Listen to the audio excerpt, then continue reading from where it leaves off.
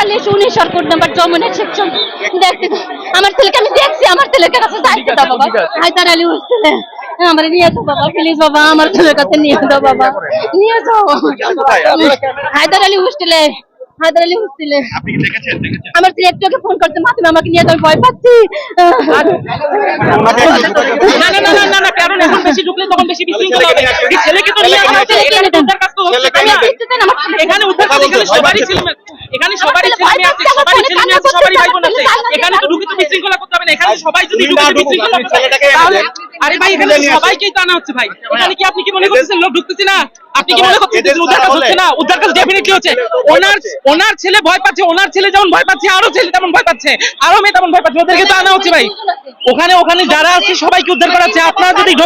আপনারা যদি ঢোকেন তাহলে বিশৃঙ্খলা হবে। আপনারা কি চান বিশৃঙ্খলা হোক? আপনার ছেলে আসবে, আপনি একটু ভরসা করেন, আপনার ছেলে আসবে, আপনি একটু ভরসা করেন।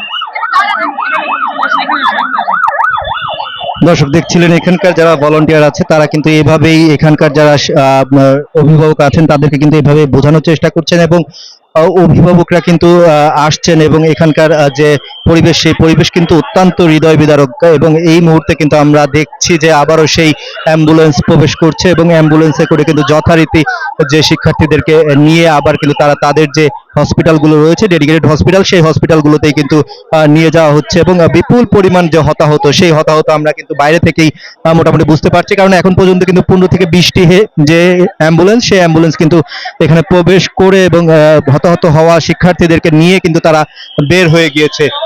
এই মুহূর্তে আবারও কিন্তু যে অ্যাম্বুলেন্স সেই অ্যাম্বুলেন্স কিন্তু বের হওয়ার কিন্তু ঠিক যে আগ মুহূর্ত কিন্তু আমরা যুক্ত রয়েছি এই মাইলস্টোন কলেজের সামনে থেকে এবং দেখানোর চেষ্টা করছি যে সেনাবাহিনীর যে প্রশিক্ষণ বিমানটি বিধ্বস্ত হয়েছে মাইলস্টোন কলেজের ঠিক ভিতরে, সেই বিধ্বস্ত হওয়ার ফলে কিন্তু বেশ যে হতাহত সেই হতাহত শিক্ষার্থীদেরকে নিয়ে কিন্তু যে অ্যাম্বুলেন্সগুলো সেই অ্যাম্বুলেন্স কিন্তু একের পর এক বের হয়ে যাচ্ছে ঠিক মাইলস্টোন কলেজ থেকে বিভিন্ন যে রাজধানীর বিভিন্ন হাসপাতালগুলোতে। এই মুহূর্তে কিন্তু আমরা আছি মাইলস্টোন কলেজের সামনে এবং দেখানোর চেষ্টা করছি এখানকার সর্বশেষ পরিস্থিতি।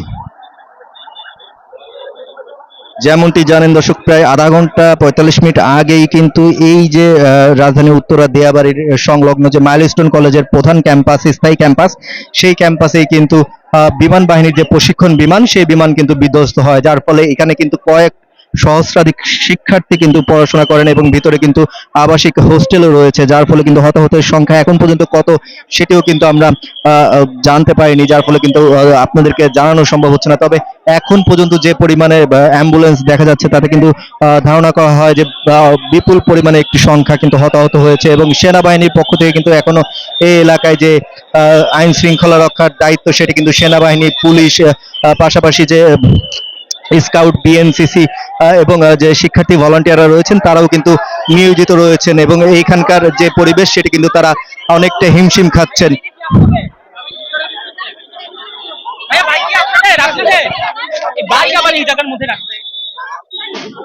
এই লক করা যাবে না।